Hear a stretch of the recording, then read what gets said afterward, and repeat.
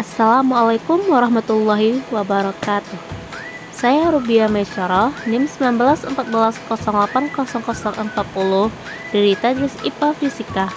Di sini saya akan menjelaskan materi review biofisika dengan topik struktur dan fungsi sel. Pengertian sel. Sel adalah satuan unit terkecil makhluk hidup yang merupakan dasar penyusunan bagian-bagian tubuh. Semua fungsi kehidupan diatur dan berlangsung di dalam sel. Karena itulah, sel dapat berfungsi secara otonom asalkan seluruh kebutuhan hidupnya terpenuhi. Adapun dalam Al-Quran, surah Al-Infitar ayat 7 dan 8 yang berkaitan dengan sel, yang artinya, yang telah menciptakan kamu, lalu menyempurnakan kejadianmu, dan menjadikan susunan tubuhmu seimbang. Dalam bentuk apa saja yang Dia kehendaki, Dia menyusun tubuhmu. Selanjutnya yaitu struktur sel prokariotik dan eukariotik beserta komponennya. Sel prokariotik ialah sel yang tidak mempunyai membran nukleus, disebabkan karena nukleus bercampur atau mengadakan hubungan langsung terhadap sitoplasma. Adapun ukuran dari sel prokariotik ini sangat kecil, berkisar antara 1 sampai 10 UM. Bisa teman-teman lihat pada gambar, yang mana sel prokariotik mempunyai struktur dan fungsinya masing-masing. Yang pertama itu pada dinding sel. Fungsi dinding sel ini ialah untuk memberi bentuk tertentu pada sel, sebagai pelindung dan juga mengatur keluar masuk zat kimia ke dalam sel. Yang kedua yaitu pada membran plasma, yang mana pada membran plasma pembungkus protoplasma dan biasanya disebut dengan plasmalema atau lapisan hialin. Yang ketiga itu sitoplasma. Sitoplasma yaitu koloid yang banyak terkandung karbohidrat, protein, enzim, berelang, kalsium karbohidrat, dan protein yang banyak terkandung ARN dan mudah menghisap warna yang bersifat basah. Sel prokariotik ini tidak mempunyai plastid otonom semacam mitokondria dan kloroplas. Yang keempat yaitu pada flagella, yang mana flagella berasal dari granula basah yang terletak di sitoplasma. Yang berada di tengah-tengah terdapat filamen yang terbagi dari senyawa protein yang disebut dengan flagella.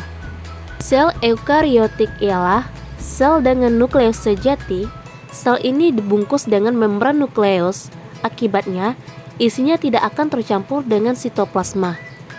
Sel eukariotik memiliki diameter 10 sampai 100 UM, lebih besar dari bakteri 10 kali lipat.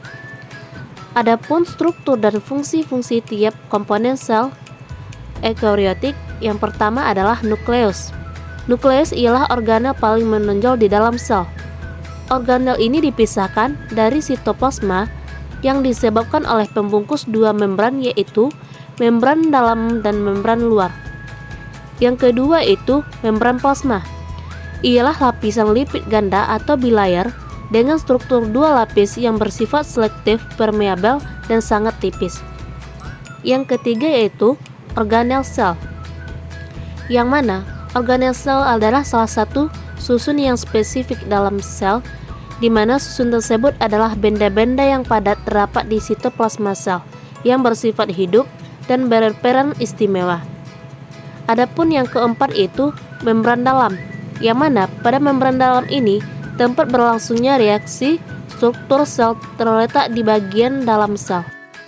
Selanjutnya, struktur sel hewan. Sel hewan ialah sel yang tidak mempunyai dinding sel, juga tidak memiliki kloroplas. Sel hewan umumnya bersifat elastis, misalnya sel penyusun kulit manusia. Adapun struktur sel hewan yaitu 1. Membran plasma. Membran plasma atau biasanya disebut membran sel ialah sistem membran yang merupakan lapisan terluar penyekat isi sel dari lingkungannya. Membran plasma tersusun dari lemak atau lipid dan protein atau lipoprotein. 2. Sitoplasma. Sitoplasma ialah cairan nutrisi atau zat misalnya gel yang ada di dalam sel, tersusun dari partikel berupa material air serta protein. Sitoplasma juga berfungsi sebagai tempat berlangsungnya reaksi metabolisme yang ada di dalam sel, serta juga berfungsi dalam membantu dan menerima segala yang terjadi dalam sel terkecuali nukleus yang berupa inti sel. 3. Nukleus. Nukleus atau inti sel ialah organel yang terletak di pusat sel. Fungsi dari nukleus sebagai pusat kegiatan yang terjadi di dalam sel bisa teman lihat pada gambar yang telah ditampilkan. Selanjutnya, struktur sel tumbuhan. Sel tumbuhan mempunyai struktur membran sel dan ditoplasma yang terdapat organel-organel sel yang tidak jauh berbeda dengan sel hewan. Hanya pada sel tumbuhan tidak mempunyai sentriol, namun memiliki dinding sel, plastid, dan vakuola. Struktur sel tumbuhan dikelompokkan menjadi 3, 1. Dinding sel, 2. Plastisida, 3. Vakuola. Bisa teman lihat pada gambar di samping. Selanjutnya, struktur organ-organ sel. 1. Membran sel, 2. Inti sel, 3. Lisosom, 4. Vakuola, 5. Retikulum endoplasma, 6. Ribosom, 7. Plastisida, 8. Mitokondria, dan 9. Padan Golgi. Hubungan sel, jaringan, organ, dan sistem organ. Semua sistem kerja yang ada dalam tubuh suatu makhluk hidup akan dimulai dari tingkat terkecil atau sel, dan beberapa sel yang sama akan bergabung sehingga membentuk jaringan, sementara jaringan yang sama juga akan membentuk organ. Lalu, organ-organ yang memiliki fungsi yang sama akan membentuk sistem organ. Selanjutnya, 1. Hubungan sel dengan jaringan. Dalam proses kerjanya, sel bergabung bersama dengan beberapa sel serupa lainnya yang disebut sebagai jaringan. Jaringan merupakan kumpulan sel-sel yang sejenis, baik struktur maupun fungsinya sebagai zat interselulernya. 2. Hubungan jaringan dengan organ. Organ merupakan struktur yang terbentuk dari beberapa jenis jaringan yang saling bekerja sama untuk menjalankan fungsi tertentu. Ketika 2 atau lebih jaringan yang sama bekerja sama, maka akan terbentuklah organ. Jaringan-jaringan yang berbeda saling bekerja sama membentuk organ.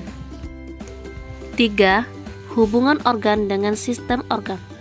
Sistem organ merupakan bentuk kerjasama antara beberapa organ untuk melakukan fungsinya. Dalam hal ini, sistem organ melakukan tugas dan fungsinya masing-masing yang masih saling berhubungan. Adapun contohnya bisa teman-teman lihat pada gambar di bawah, yaitu sistem peredaran, sistem saraf, sistem pernafasan, sistem pencernaan, sistem rangka, dan sistem muskular. Sekian pembahasan tentang struktur dan fungsi sel. Sekian, terima kasih. Wassalamualaikum warahmatullahi wabarakatuh.